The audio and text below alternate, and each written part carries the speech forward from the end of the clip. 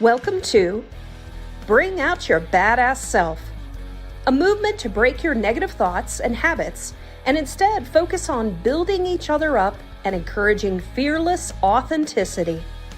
Each week, we will get vulnerable and share experiences alongside our guests and audience.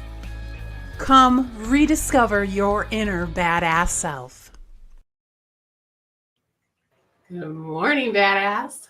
Good morning, you badass. How are you? I'm doing well.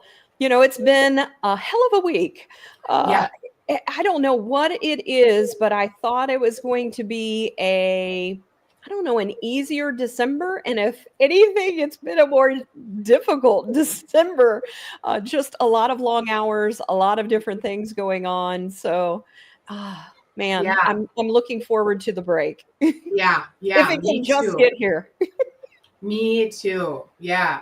I am feeling the same. By like Tuesday, I was like, I think it's Friday already. Like it feels like a Friday. It should be a Friday. Yes. Yes. But I'm well, I decided kind of last minute to take off a little bit more time than I normally do. So I'm gonna check out early, and I'm really looking forward to it. Because like you're saying, like December just has gone so fast. It's been so much more hectic than it usually is. It hasn't felt like super stressful, just so busy. Just, yes. Like it hasn't been, there's not been like a lot of like negativity with it, just a lot. Yeah. So, needless to say, we're not ready for the holidays. So looked at my calendar. I was like, I don't have any client meetings. Like if I block this out now, I won't have any client meetings. And it might be some perfect time to just take time off and get shit done instead of trying to just, continue to cram it in. Yeah. I know. And on top of that, it's not just work, but I can't tell you how many personal appointments I have that we have going on. Like I have an eye appointment today. I already had my dentist appointment. I had my daughter's dentist appointment. She has to go to an ENT, to a dermatologist, to go get some blood taken because, for all kinds of different things. And I'm just like, oh my God, how many different appointments do I have to have? Yeah, just kind of happened that way. Yeah. And then once, and with some of these, you just have to have them, like you have to take the first available or wait several months. Yeah. It was so funny. Riley had a final and she was like, Mom, I can't go to the dentist it was this yesterday. And so I was like, okay, so I canceled and they were like, hey, we got an appointment tomorrow at 9. And I was like, that never happens. Right? Like, all right. And so I was like, I feel like if you just wait last minute and go, do you have any cancellations? Yep. Yeah. Well, we have lots of people coming on, and I saw we have a lot of people signed up as well because of our guest speaker today. So let's say hello to a couple of people. And as you are joining, be sure to say hello. We have Maria coming in from YouTube. Good morning, you all. I missed you, Maria. You haven't, you've been busy, so it's so good to see you. Yeah, she mentioned she had a note that she was like, I'm sorry, I missed this last week. Yeah. But we have also J-Ro coming in. Good morning, badass chicas. Happy Friday. I'll be listening while multitasking today. Love the necklace, Kate. And have an awesome day, ladies. And then we have a new person. So Natalie coming. She says, hi, everyone. So welcome, Natalie. And so as you guys are coming in, just let us know that you are here. Also, just let us know if you're new. So, if you just add a heart or a white heart, if this is your first time joining, we'd love to be able to hear from you. We also do know today's topic is a little bit of a sensitive topic. So some people may feel a little bit not as comfortable in today's topic, but we would love it if you do join us in the conversation, but also just at least let us know, that you're here, say hello, let us know where you're coming from. We would just love to hear from you. Yes, yes, please. We would love that. All right, we got some more people. Good morning, Kim. She says, good morning and happy Friday to my favorite, beautiful, and amazing badass ladies. And so I'm looking forward to the end of the year because you guys have some goodies coming to you. Kim is on our staff, and I know she always messages me, and she's like, "Hey, you went to the conference. Do you have any goodies?" I know she loves. I forgot to talk to her about the new apparel policy. I bet she is thrilled. Yeah. She loves FSP swag just like I do. So awesome. And Carmen coming from California, she's on YouTube. Good morning, my favorite beautiful badasses. And so I just really enjoyed spending some time with Carmen during my birthday. She came early and we spent some really good time together. She's from high school, so it was so good seeing her. We have some other new individuals. Lucy, she says good afternoon. Thank you so much. Would love to hear where you're coming from. Then we also have Natalie. It looks like she's coming from is it Great Britain? Maybe? I would think so. 40 years of age. Oh, okay. And so, so she said hello earlier. She was just letting us know a little bit more about where she's coming from. Welcome. So awesome. Well, continue to say hello. And today we're going to be talking with Lisa. And I know a lot of you already know her, a lot of people that are joining us, but I also posted this mug, but I thought it was very appropriate for today's topic. Yes.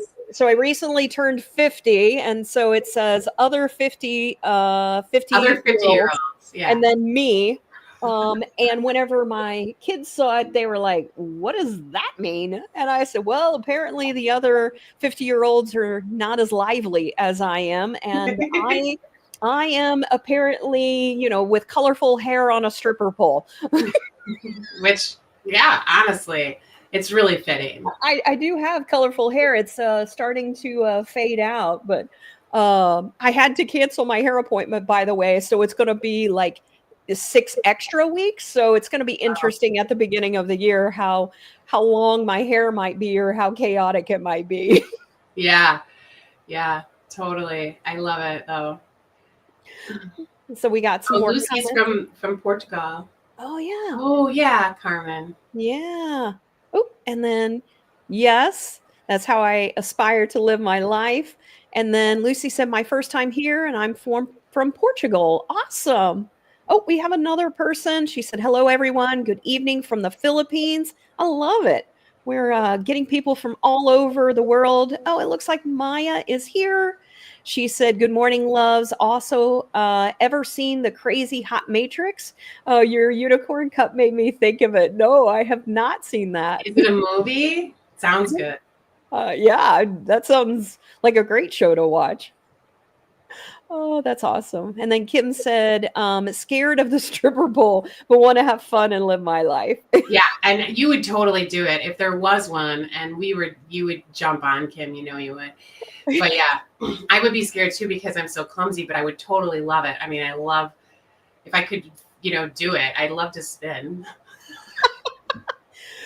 Oh my gosh. My husband, for one of our friends' 40th birthday, they had a stripper pole on a boat, and he ran and jumped and just, went around. I have video of it. It's hilarious. And I'm like, wow. I'm like, that's like a pro move. Did he let anyone know he knew how to do that, or did he just surprise the shit out of you guys? He just surprised the shit out of everybody. He's holding on to it. His legs are in these positions, and I'm just like, oh my gosh. Oh my God. That's amazing. I love it. Oh, that's hilarious. All right. Well, let's get into things. Let me introduce Lisa. Let me bring her up on stage. And let me put her in the center. There we go. Good morning. You got a Cate and Sarah sandwich today. Yeah, this is just a lucky sandwich I'm in today. Good morning, everybody. We got the good stuff in the middle. Well, I hope so. Oh, I know it will be. Well, let me do an official introduction for those that don't know Lisa. And Lisa, you know what? I actually didn't ask you how you pronounce your last name. So I don't mess it up. Can you tell me what that is? It's Feveck. Feveck. Okay, Yeah. that's how I would have said it, but I just wanted to make sure. So Lisa Feveck, she specializes in holistic solutions for women struggling with the change, especially for those who choose not to or cannot use traditional medication. She is a corporate wellness coach helping women find relief from menopause systems, allowing them to take back control of their own lives.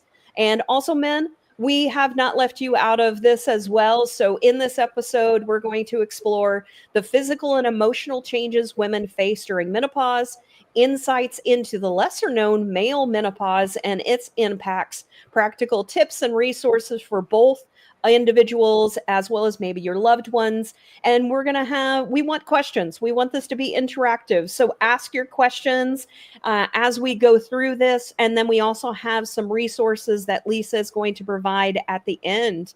And so maybe, Lisa, give us a little bit of a background. Like, how did you get into this topic? Yeah.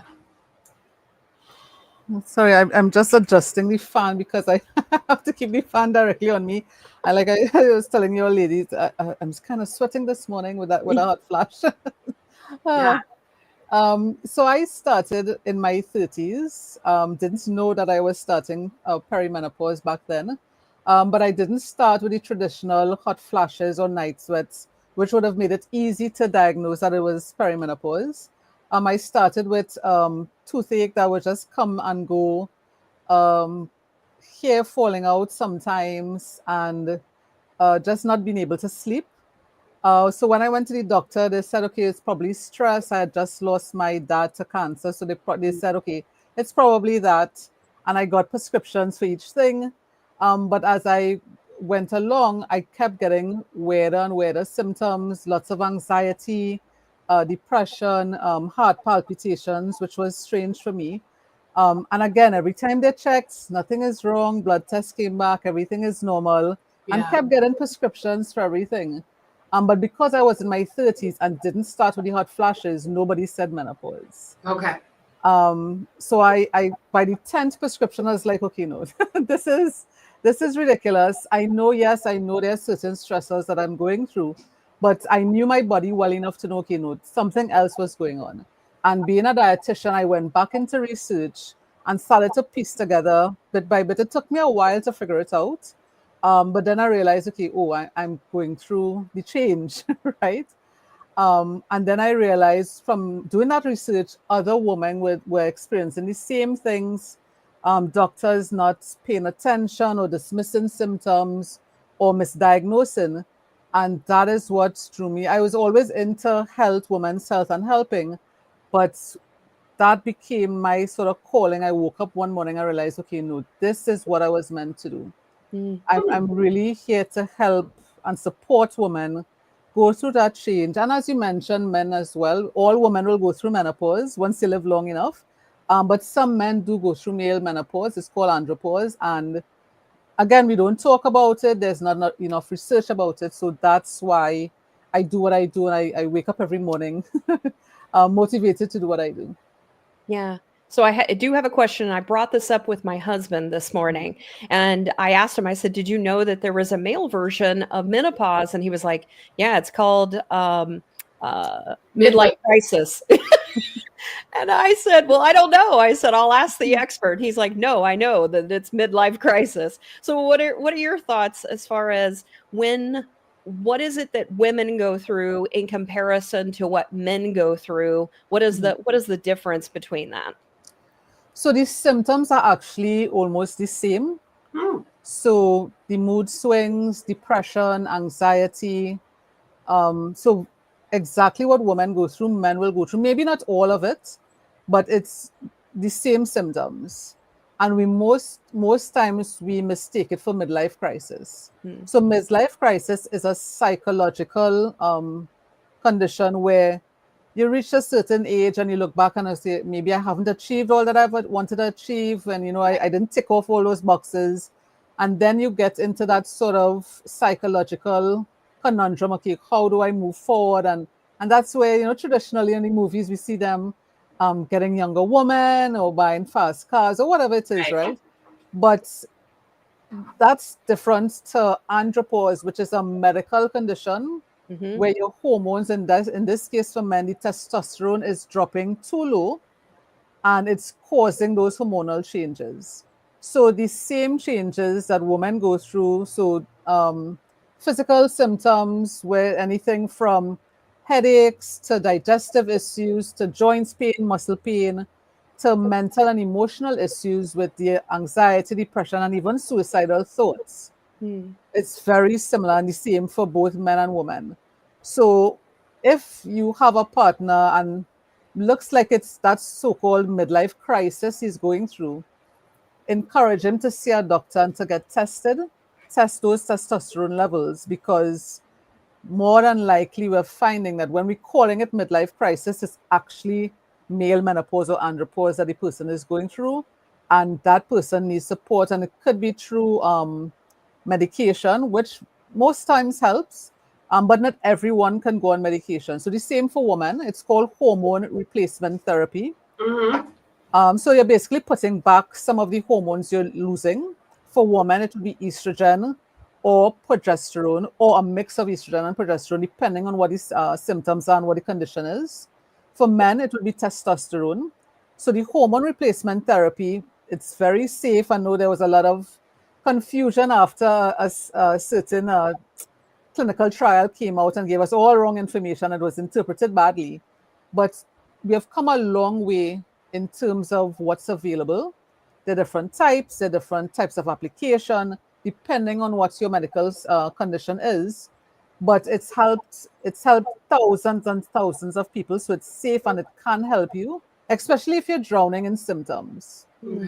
So menopause, you can experience over 100 symptoms along a menopausal journey. People think it's just about 20, 30 symptoms. And if you do that research, sometimes a lot of sites still say 30, 40 symptoms. No, it's actually 100.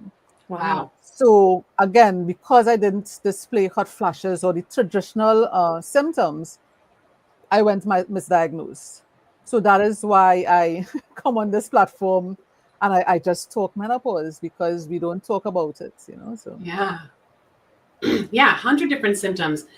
That makes it really hard to diagnose, I'm sure. Yeah. It also can be confusing because those symptoms can be shared, across a lot of different things, right? That could be happening, Exactly. As you age, or so, man, that's a lot. And it's interesting that the symptoms are almost exactly the same for men, male menopause. Like, I was thinking it would be different, because, well, first, I had never really heard of it. I'd never heard of male menopause. But second, it was just like, well, it's, I assumed it had to do something with testosterone, but I also was like, I've never heard of men having hot flashes. I've never, so very interesting information here. So what do you, in addition to like advocating and talking about it and kind of bringing some of this information forward, what do you end up doing? Like, what are you, how are you helping clients? I'm just interested because, and because, like, how could, you're in the Port of Spain, right? So you're, not local to many of us, right? If someone were wanting to find their own Lisa, what would they look for, right? Yeah. So I think coming out of the pandemic, it showed us that we're all a Zoom call away. So finding a practitioner isn't as hard as it sounds. And I see international clients all the time. So that's not a problem. So what I do, and I think I'm a little different because I'm not just a menopause coach, but I come from the dietetic side and the nutrition side. So I look at nutrition, physical activity, and your mindset, because all three work together. You can't fix one without the other. Menopause affects you physically, mentally, emotionally. I've had clients, when we go through the 100+ symptoms, they're ticking off 60, 70 boxes, and they're experiencing that all at the same time. So I know we were talking backstage and you were saying that you're not sure if you're in menopause or if you're experiencing it. So what I will tell people is start at the top of your head and work your way down. And anything and everything that could go wrong with that body part goes wrong in menopause. So you can't experience that symptom, right? So dry hair, brittle hair, hair falling out, hair growing in places that it shouldn't grow, you know. Wow. All the pains, the joint pain, the muscle pain, the toothache, the eye ache, the earache, dry mouth. So I regress. I think I might be in menopause, Sarah. We were talking because I told Kate, I'm like, I don't really feel like I'm going through menopause. Like I'm not experiencing anything I've ever heard, and I'm not really experiencing anything. So I was curious, are there women that have maybe just lesser symptoms? Are there, maybe they don't go through it at all? I was curious about that. And then, why is it that some people go through less and others go through really rough symptoms?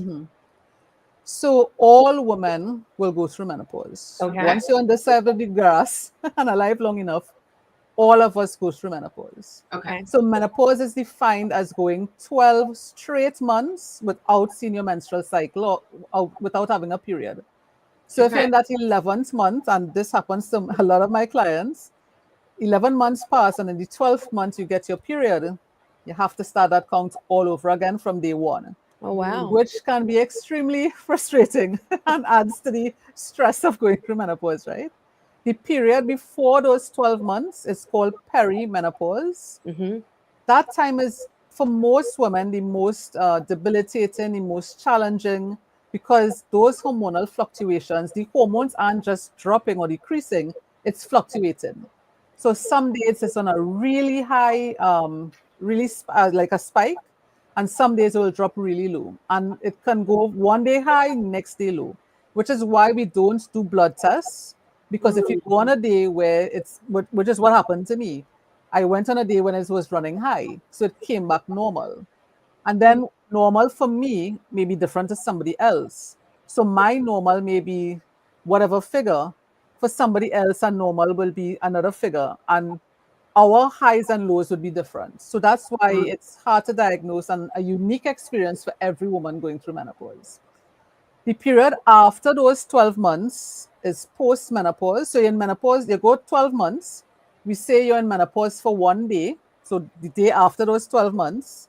And the next day after that, until you die, you're in post-menopause.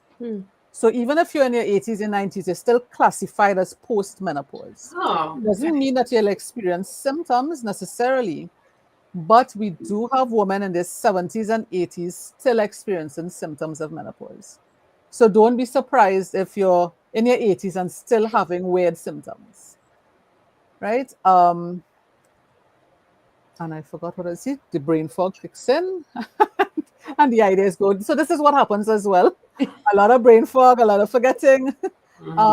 So as I'm talking brain fog, so some of the other symptoms which really scares women is that they think they're having Alzheimer's or dementia.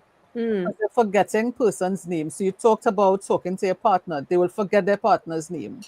They forget how to get to work or how to get home. Although they've driven or traveled that route every day, they could do it with their eyes closed. They forget and they have to call somebody. How do I get home?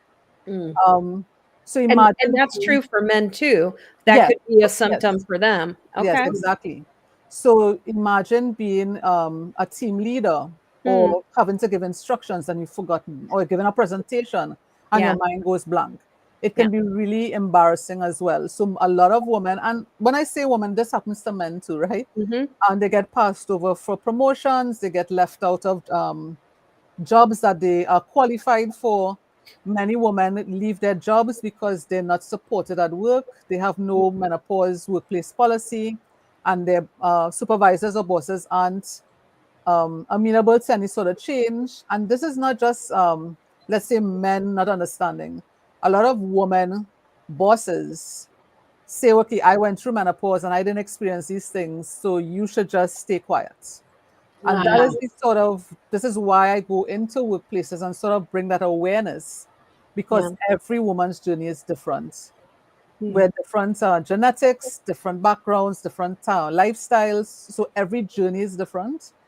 We don't know why that is. So I'm coming back to your question as to why people experience different things. Yeah. Don't know exactly why, because the research just isn't there.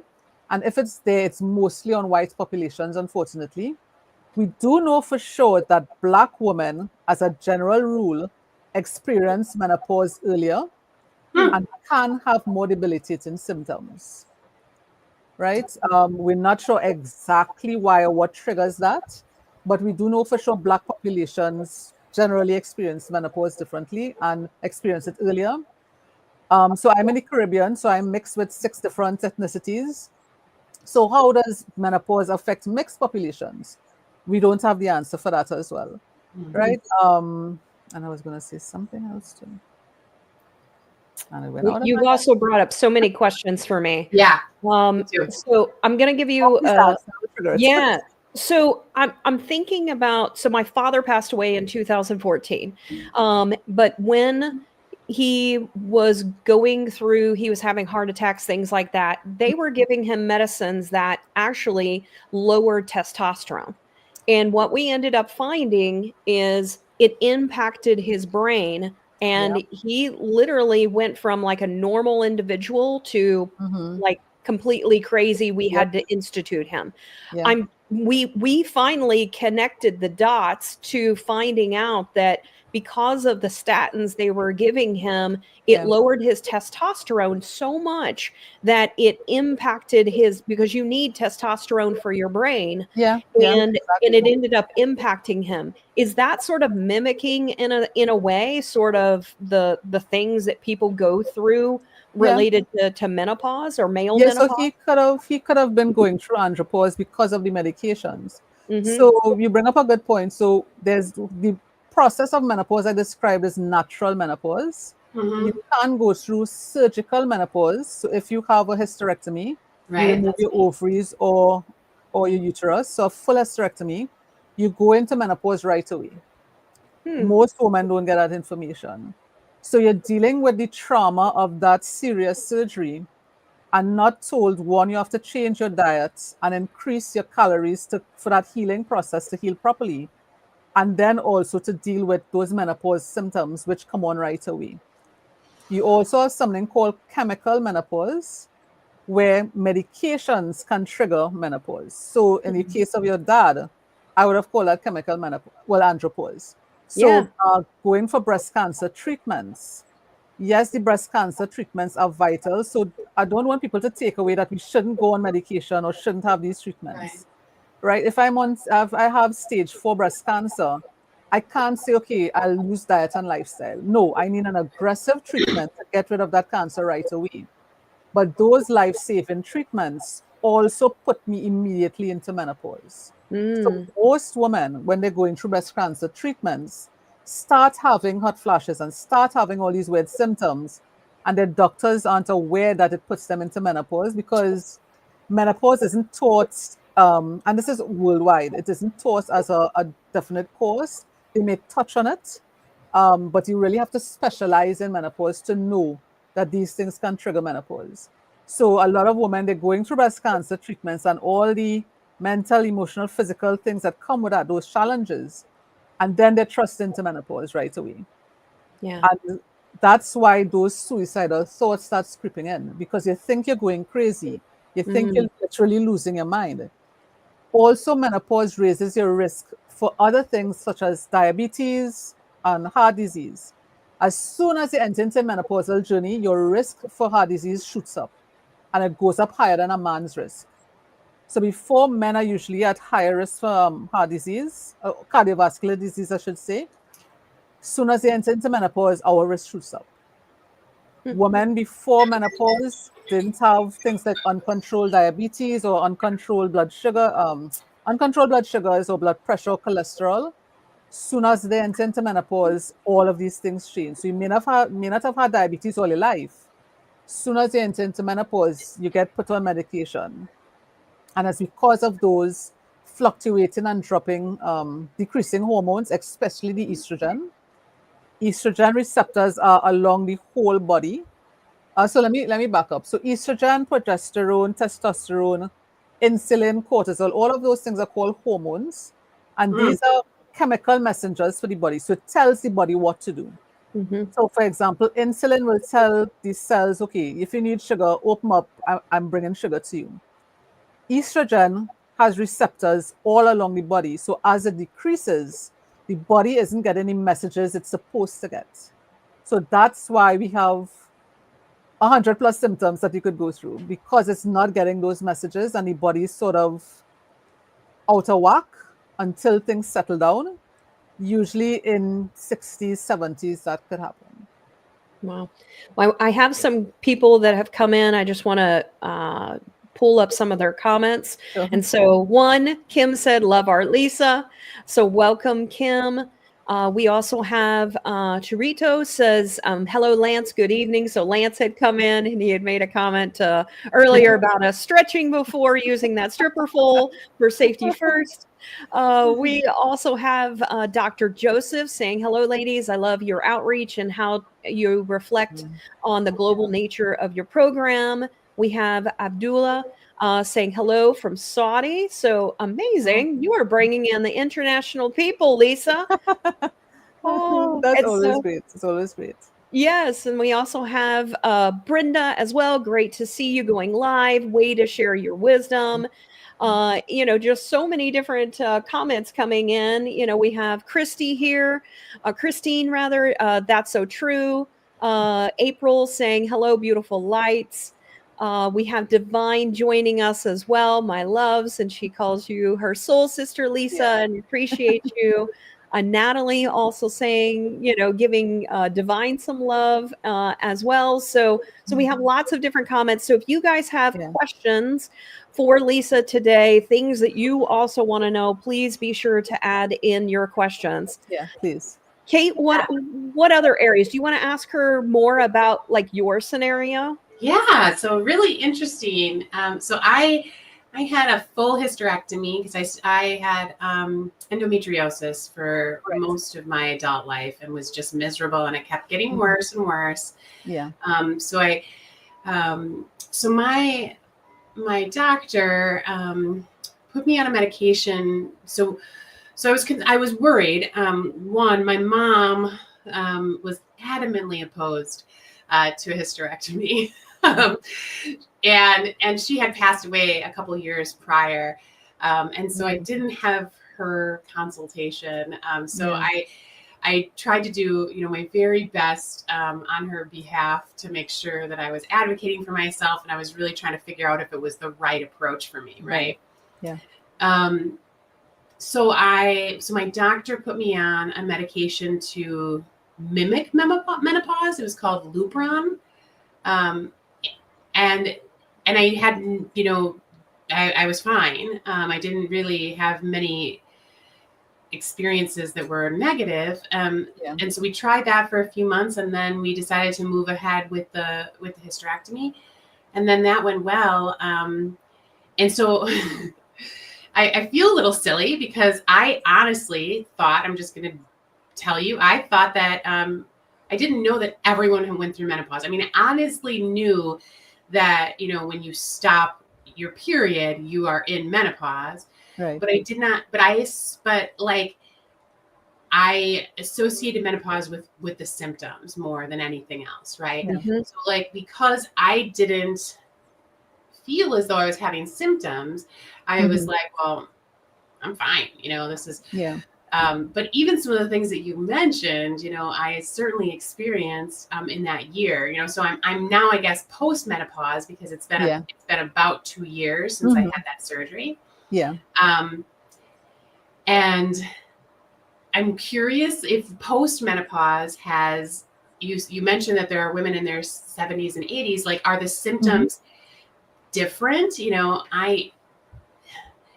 When you list the symptoms, I do experience a lot of those, but I've always attributed them to other things, right? I've had insomnia for my entire life. So, but I still, do struggle with it. Like I don't know if anything is making it worse or whatever. So I guess my question is, well, first, as you reflect on what I shared about my experience, if you have any thoughts to give me, and then also, now that I'm kind of past that and in postmenopause, what should I be watching out for to make sure that I'm still advocating for myself moving forward? Yeah. So you said quite a lot there that was just so important. I hope I remember everything. Yeah, that's okay. So so you talked about going through a full hysterectomy. Mm-hmm. Women who go through a partial hysterectomy, as in they remove the uterus but leave the ovaries, right? Technically, they aren't supposed to go through menopause because the ovaries will still be producing the hormones. Right. That's my wife. That, so she also had a hysterectomy. Right. But a partial. So, right. But women having a partial hysterectomy, we're finding also get menopausal symptoms. Okay. So although technically they should have enough estrogen there, we're not sure exactly why, but women having a partial hysterectomy should be told to expect those menopausal or perimenopausal symptoms because they'll still be having estrogen. You talked about your doctor preparing your body to go through menopause. So that was a really good thing that your doctor did because your body would, that shock of going from one day, your body is expecting estrogen and for your body to operate one way, and literally the next day, oh crap, this doesn't feel right. This is all right. Gone. Yeah. So women who have surgical menopause find it even it's even more challenging because it's one day good and one day, oh crap, what is this? Yeah. So the symptoms for surgical menopause can be very debilitating. So the hot flashes could be very terrible, last longer. The insomnia kicks in, lasts longer. So the symptoms could be very debilitating for surgical menopause. It's not to say that women going through natural menopause don't have those debilitating symptoms, but just for people to know, once you have that surgery, and it is a life-saving surgery, you get back your quality of life because endometriosis, things like fibroids, could really have you at a state where you literally can't get out of bed, right? You can't function. So it gives you back your quality of life, but just for people to know to put your body and get prepared, talk to your doctor as well. Is there a medication that I could go on, like how you got something before the surgery to prepare your body? So that was really good. So what, moving forward, for postmenopause, you can, so I'm talking about an individual now, you can experience different symptoms in perimenopause to postmenopause. Okay. So for myself, in perimenopause, I didn't have hot flashes. In postmenopause now, I'm getting the hot flashes. Okay. So your journey for an individual can be very different as the months go by. Sometimes if you've had, when you're going through puberty, if you had certain symptoms there, expect those to get even more in menopause. So it's like a second puberty, we call it sometimes, right? So if you've had, like, before your period, you've had migraines or gotten more hungry or anything like that, it could be similar when you're going through menopause, or it could be extremely different. Also, you can look at what your mom went through. So if your mom had a certain pattern going through menopause, you could have the same pattern, or it could be extremely different. Yeah. This is why it's so difficult to diagnose, because my mom, from looking back, I mean, we made fun of her a lot, and I'm really kind of sorry about it because we didn't know.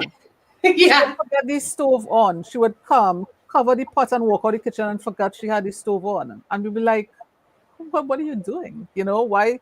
Not knowing, okay, she's going through menopause. I remember having hot flashes and the memory loss, but that's about it.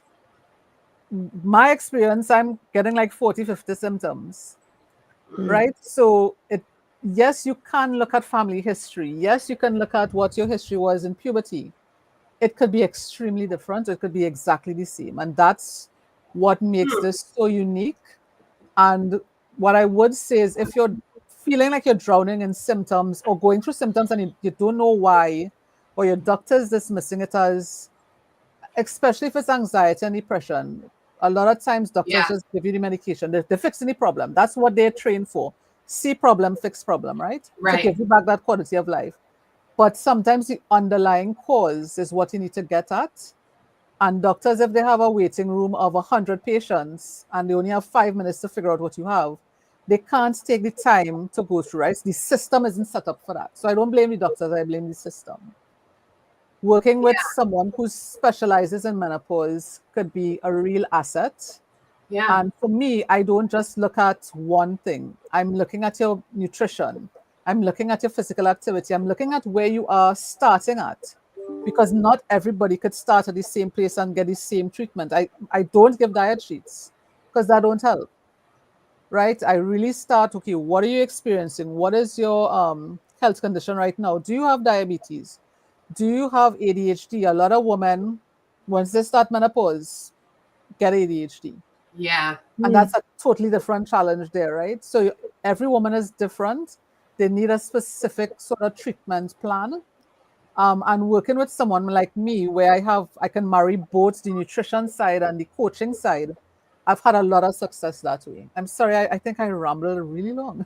No, and so there was something about this. There's something Divine said that I think is also important, and you've mentioned this, but hormonal imbalance is also connected to the emotional healing. You know, and you mentioned that, and so a lot of people will think that it's just inherited. Like I'm gonna get it from my mom.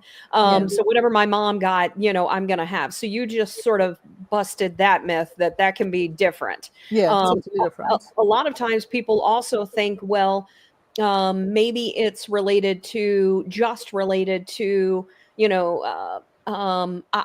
it's just the inherited aspect of things. It's based on my DNA or things like that.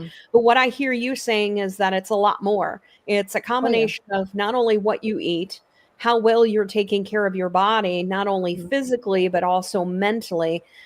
Maybe you can talk a little bit more about the mental aspect of things and how does that play into the symptoms or the things that you're experiencing when you're going through menopause.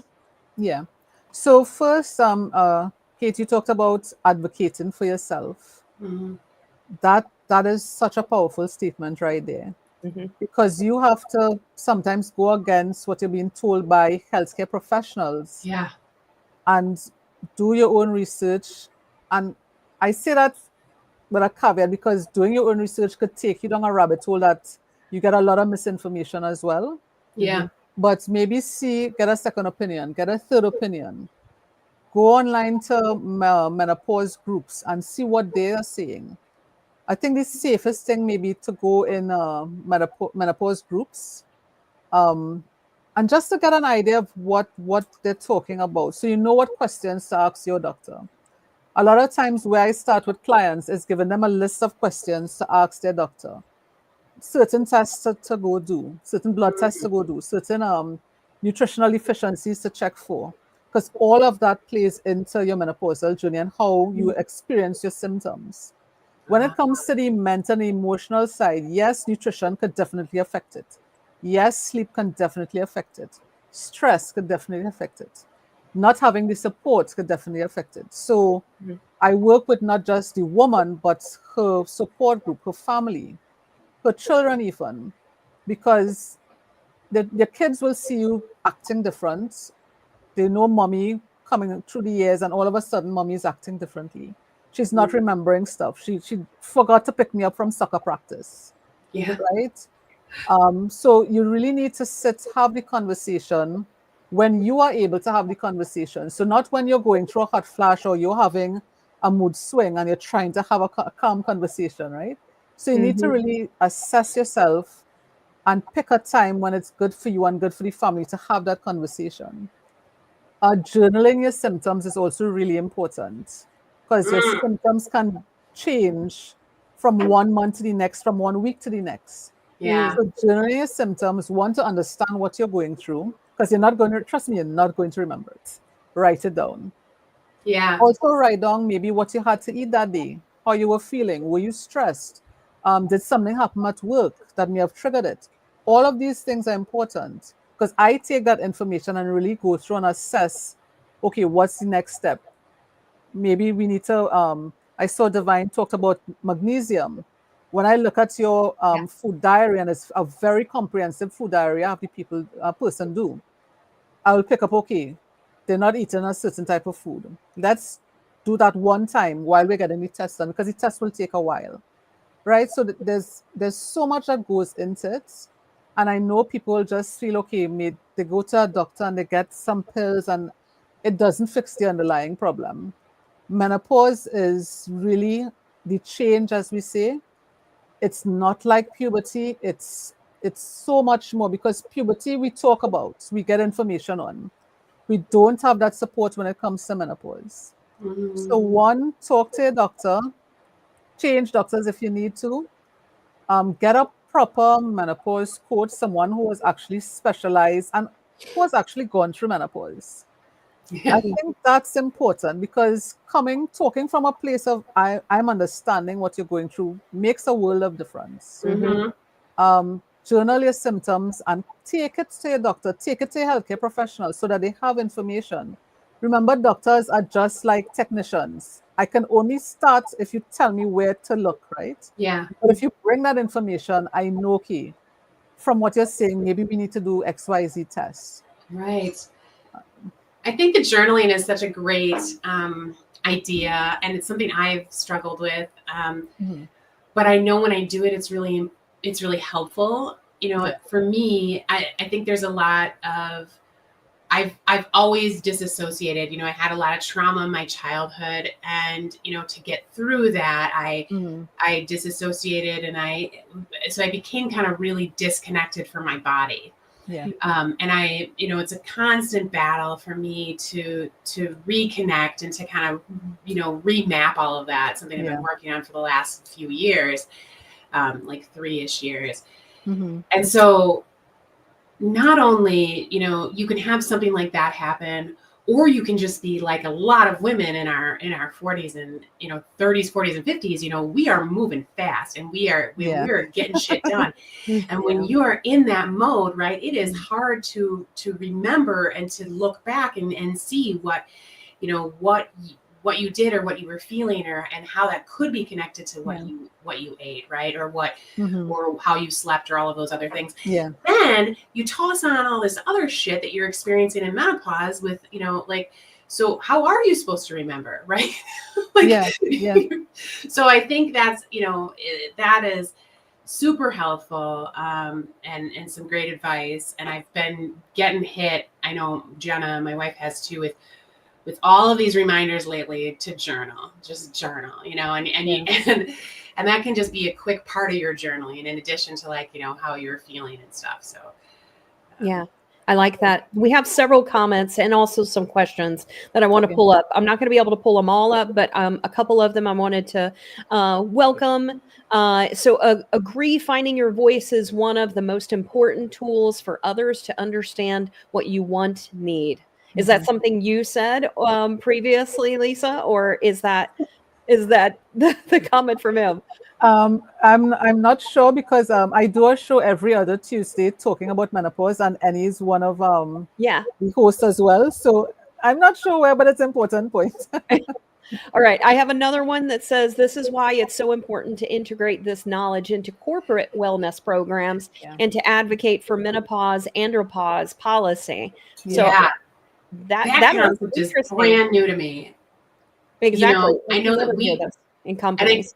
And I know that, you know, you and I have talked about that just very minimally, like about some of the women that we work with, like, okay, I wonder if they're experiencing a little bit of this, you know, be related to hormones or other things that are beyond their control. But correct. But the fact that, you know, you can have policies in place, I'm really intrigued by that and how that works, and how to advocate for that.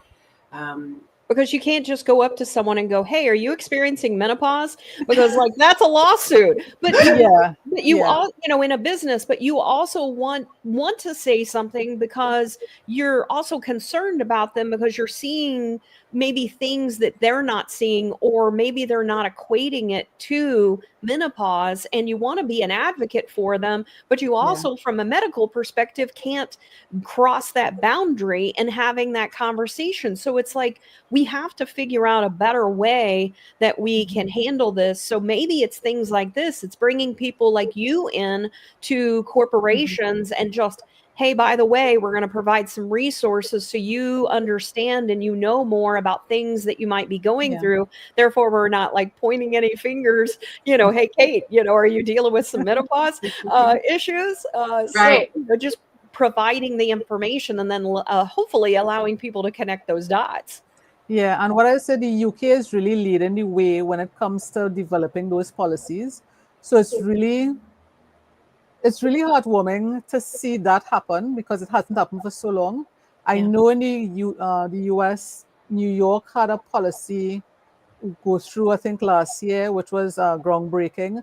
But having these conversations, and I'm seeing like in the US, more Hollywood celebrities are talking about it. So it's bringing more awareness. Some of the information isn't correct, but I rather people have the conversation than be afraid to have it. So when it comes to if you're in a company, what I tell clients is look at the woman, the makeup of the woman in the company. If there are a significant number, 40 plus women, 30 plus women in age, right? Have a lunchtime conversation and, you know, bring that awareness. If you need to bring an expert in to have that awareness, that's even better. But really have that conversation where, listen, 40% of us in this company are 40 plus. We're all going to go through menopause in some way or fashion, right? We may not all have the same symptoms. It may not start the same time for all of us, but we're all going to go through it. Let's come together and see how we can help the company help us. Because at the bottom line, the company cares about your productivity and the money.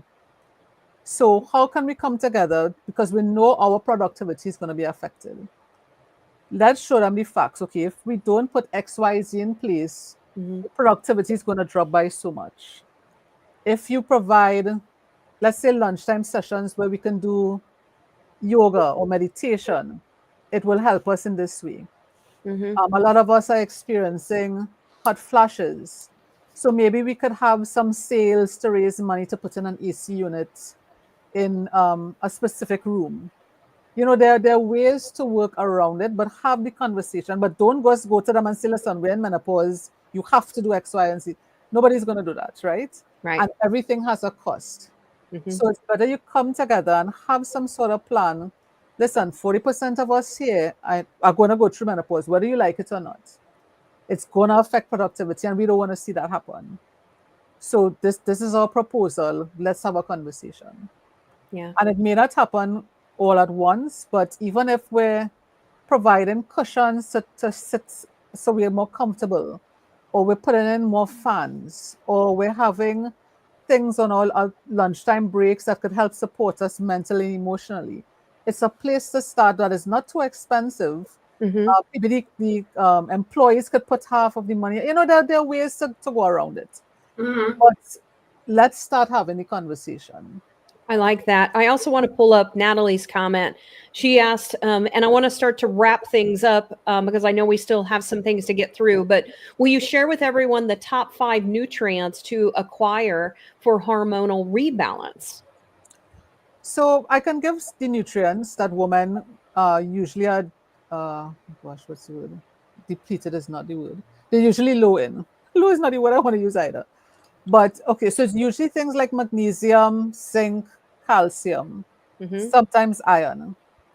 But what I want to tell people is not to think of nutrients. So you don't go looking for food with particular nutrients.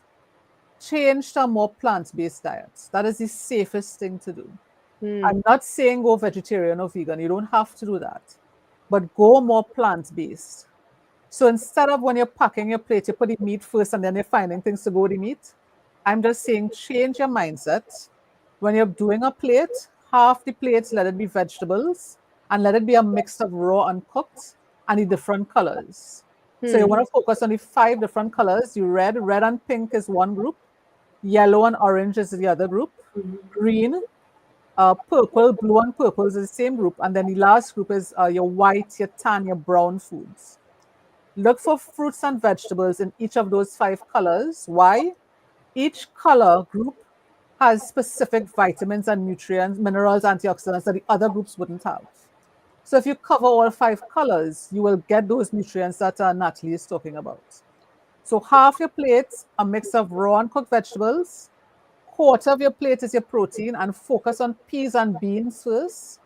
Lots of B vitamins there, which is important for women.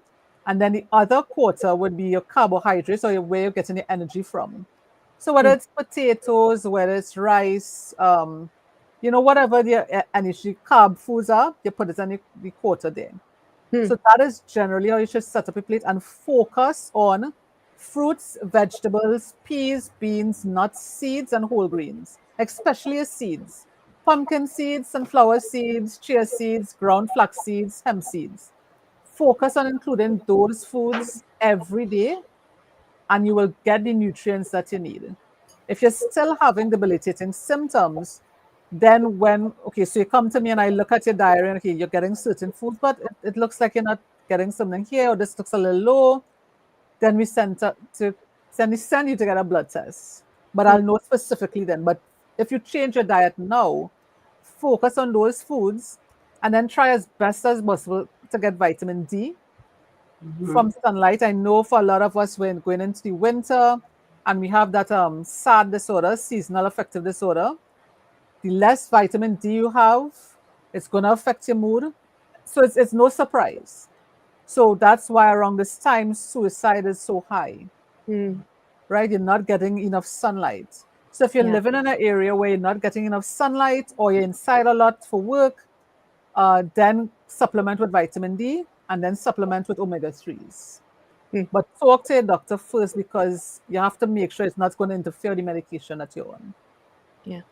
Interesting. The reason I would love to have like a separate conversation. It's funny because I've actually gone the opposite. I've actually gone more carnivore, where it's really about getting off the sugars, which I think all of us can agree, but sort of getting back to the meats. And then I've slowly added certain things back into it, like certain vegetables, certain fruits, things like that back into the diet.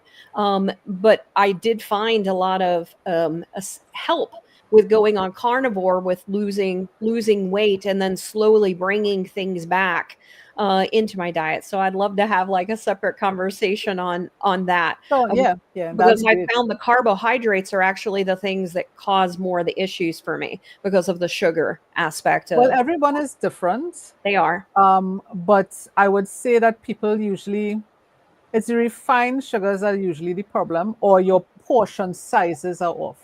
So yes, if you take out all the sugars, you will drop weight. Just be mindful, but that being in menopause already raises your risk for heart disease. And then certain meats, like the red meat especially, raises your risk even further. So if you are genetically disposed, which we wouldn't know, to have heart disease, then we're in menopause, so our risk is raised, and then we're eating red meat, it's raising our risk more. Just be mindful that heart disease now becomes a bigger issue. Yeah. So this is why, again, working with a licensed professional can help you make those changes for whatever health goal you have. Yeah. Awesome. I also had someone else that asked a question. What can I do to heal my liver because my gallbladder is gone? Okay, so really quickly, your gallbladder. And she said, by the way, I have changed my diet and increased my exercise. So your gallbladder really produces bile that helps with fats. So when we eat more fats, the gallbladder produces the bile. It stores the bile. Sorry. Oh God, I see. Anyhow, changing your diet. If you don't have a gallbladder, eat less fat or less fatty foods. With your liver, bitter foods help with your liver. So dandelion root is a great tea to drink. Watercress, lemon water. So the reason why they say lemon water helps you lose weight is because lemon is a bitter food. It helps your liver do what it's supposed to do properly. And then your body is more able to release that weight. So it doesn't help burn fat, right? But because lemon is bitter, it helps your liver function better. So you can't drink your lemon water, just don't expect to lose weight. That's a myth that people should stop thinking. But any bitter food will help your liver. And also milk thistle, but check your doctor first. Don't just start taking milk thistle because you could be reacting to another medication that you're on. Myra's joining us. She says, good morning from Tennessee. I've been going through menopause for 4.5 years. I've never taken anything for it. So I guess. Yeah. And related to that, I'm curious, do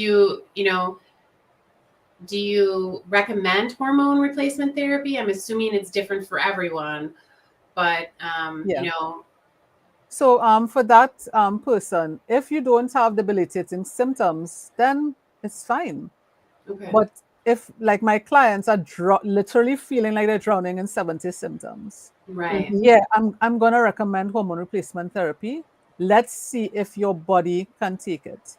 If you have a risk for heart disease, or you already have heart disease, certain liver conditions, you're doing breast cancer treatments, hormone replacement therapy may not be right for you. And then we're going to have to deal with more diet and lifestyle. Are you going to get the same relief? No. The medication is going to give you the best relief. That's hands down. It is safe. All the medications are safe. Like I said, we've come a long way when it came to hormone replacement therapy. There are different types for the different situations. This is why you talk to your doctor, you do certain tests, and you figure out what's right for you. You have to give it 3 months at least, because there are side effects. Like any medication, you're going to have to let your body sort of settle into recognizing, okay, it's getting this estrogen from this thing. Let's build up the, you have to give it 3 months.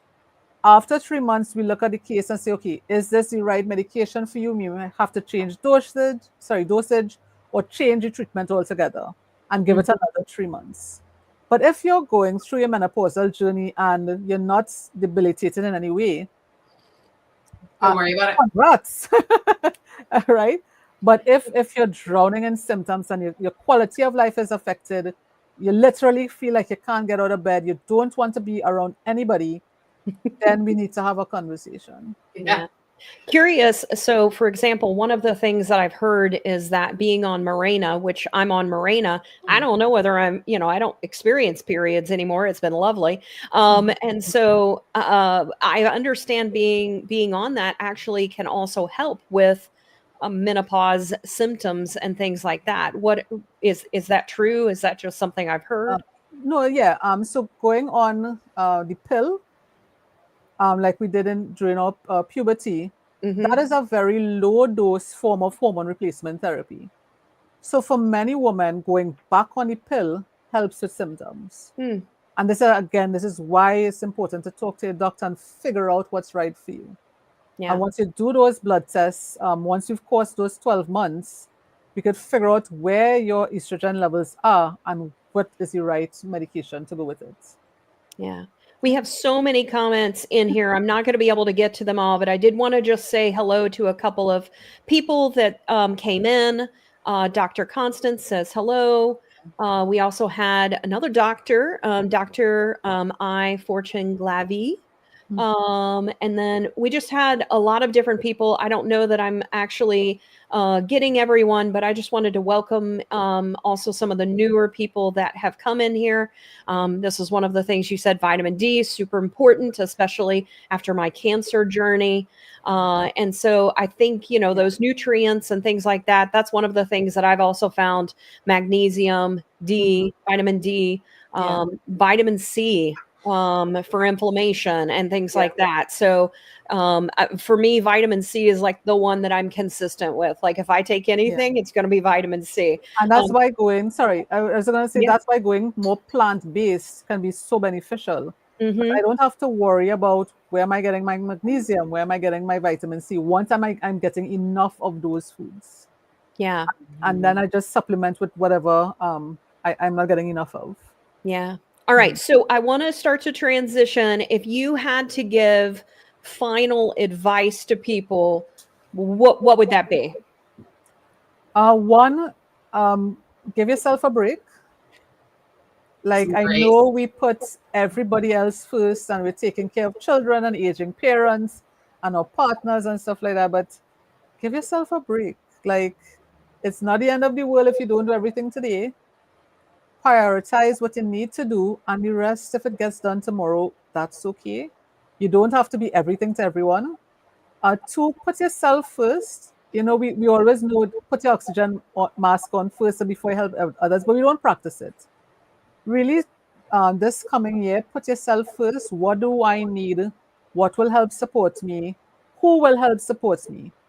Because if you're not surrounding yourself with the right people, their negative energy gets put onto you, and then the way you experience menopause is totally different.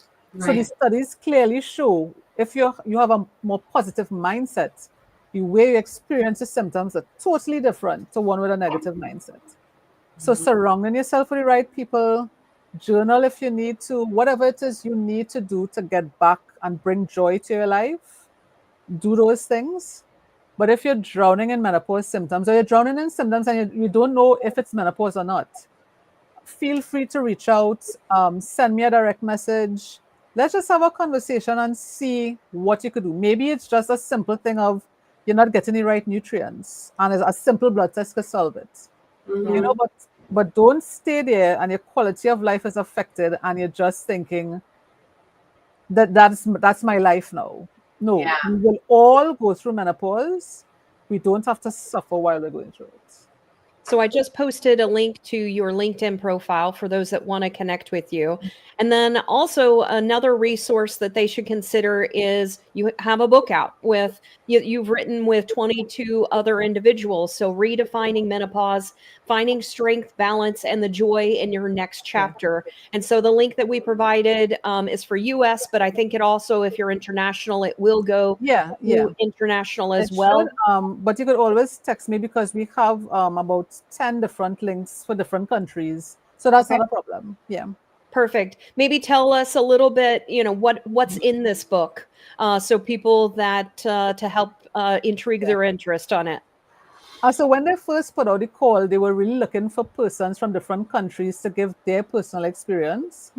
But it turned out, to the grace of God and the universe, that we were all also coaches in different fields.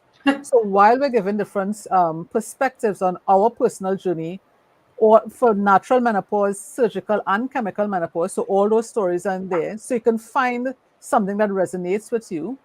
We're all coaches in different fields, covering whatever affects menopause. So physical, so we have physical trainers, we have dietitians, people doing self-help. There are even links, if you buy the ebook, there are links to meditations and self-care journals, and the book just has so much. I don't know how they priced it at $199 US for the amount of information you're getting there and all the links. So there are links to each coach. You can connect with them. It's just everything that affects menopause, and the support you need for that is in that book. So no matter what the situation is, you can find something and resonate with someone in that book. So I'm really proud of it, because it's not just giving the information, but it's also giving links to where you could get more support. Yeah, it looks like for me, if I had a Kindle, which I don't, I could get it for free on Kindle because I have a credit. But for paperback, it looks like it's $24.97. So definitely ridiculously affordable for the amount of information that's in that book. I'm like, how are you all doing that?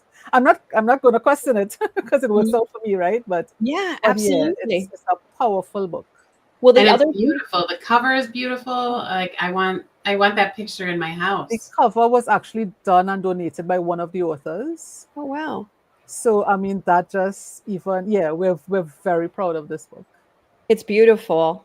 I also want to let people know that if you want to spend time with Lisa. She actually is providing a free 30-minute session. And so I've provided that link as well if you want to just start the conversation.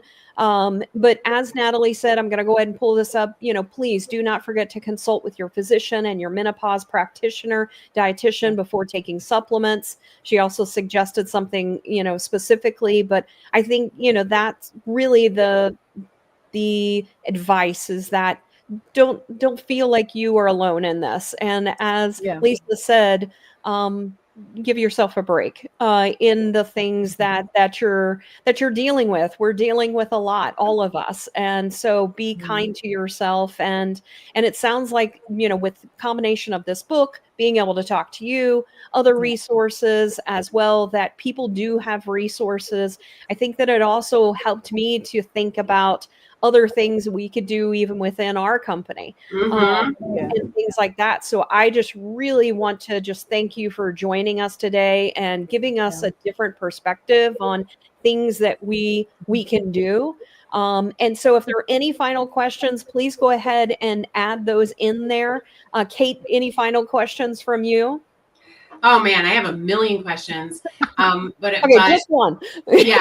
Well, I did see. I wanted to give Kim, because Kim asked a question. If you scroll up, it's at 9:35. She asked about BioT, if that was a good replacement for her because she had just stopped taking the pill. What? How do you spell that? I'm not seeing the comments on my side. I'm trying to find it. Yeah. It's like just 2 up or 3 up from your BOYBAS movement comments, Sarah.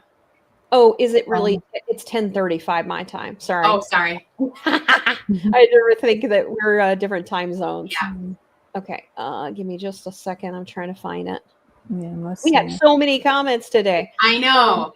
Okay, here we go. Oh, okay. I'm seeing it. Yeah. So I'm not sure what BioT is. If it's a supplement, what I would say though is go back, take it to your doctor, because it's easy to sit here and say, take this, take that. For example, I saw the comment with selenium.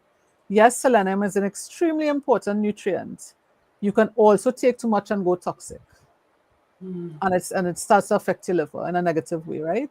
So yes, there are nutrients that are important. And I'm sure the BioT probably has nutrients that are important for women and for women going through menopause. Take this to your doctor or to your pharmacist. Your pharmacist is, I think, an underutilized resource. Pharmacists study medication and supplements. So it really is important for your doctor, your healthcare provider, to know what your health condition is now, what your other medications are now, to make sure that you don't get the supplements interfering with the medication. Because a lot of people think, okay, so if something is natural, it won't affect us. Cocaine is natural, right? Opium is natural. Right. Right. Yep. So not these natural supplements can actually put you in the hospital. So whatever it is you're interested in taking, take it to a healthcare provider and have that conversation. Yeah, it looks like her gynecologist had she said it was hormone replacement. So okay, and if your doctor, so again, try it, give it 3 months, document and journal what you're going through, physical, mental, and emotional symptoms, because some supplements can affect you mentally in a negative way. Write down everything and take it back to your doctor to go through. Nice. And I think Christine's comment here, community and collaboration work, great conversation today. And Lisa, thank you. And so thank you to our audience for I couldn't even keep up today. So thank you for that, because I love that. Yes. And so thank you for being so interactive, and Lisa for bringing so many new people. So, we're going to be doing this next year as well. We're going on our 2nd year in March of next year. We're going to be changing some things up. We're actually going to be 3 years. No, did we just do? Am I behind? In March will be our second anniversary going into our third year, right? Oh, yeah. But celebrating the end of our second year. Yeah. So going into our third year. And so next year, we are actually going to be doing our show at 10 o'clock Eastern time. We're going to change it a half hour to try to accommodate, bring in some of maybe the West Coast, at least, like Arizona, maybe Utah, that mountain time. If we're lucky, the California group, but it still also allows us to have some international people as well. So I love that we're going to be changing that to 10 o'clock next year. Additionally, Cate and I, be on the lookout.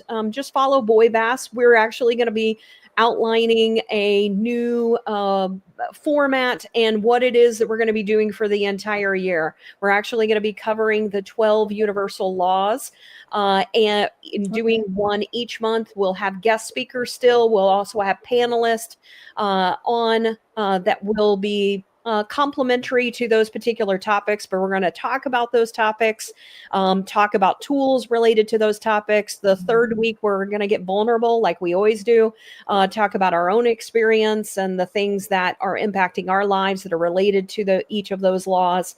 But we think that those will really help people just not only get more in touch with themselves spiritually, but we also love the fact that these laws are also on the science side. We like balancing the two, like having facts, but also having that spiritual aspect to your life. So we're looking forward to that. We are taking a break. So between now and the end of the year, we will be going over and doing a highlight of what we're going to be doing for the next year on the first Friday of January. So we hope that you all come back. So Lisa, a final thank you so much. I love that this was our final episode in 2024. And just thank you so much for just so much information, a plethora of information for people to think about. Thank you so much.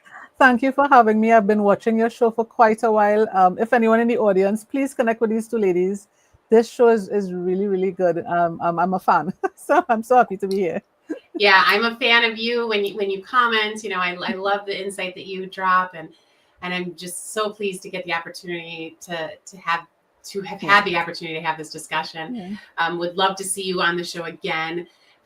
So there's so many different ways. I mean, I think you just your messaging around self-love and this really holistic approach aligns really well with some of the things we're doing next year. And in my, and Sarah's opinion, there's nothing more badass than creating, a life worth living and a life full of joy. And you mentioned that so many times today. So just feel really blessed to have had this experience. Thank you so much, ladies. This was a blast. Awesome. Thank you, everyone, again. Have a great holiday coming up. Yes. And we will see you in 2025. Woohoo! Take care. Take care. Thanks.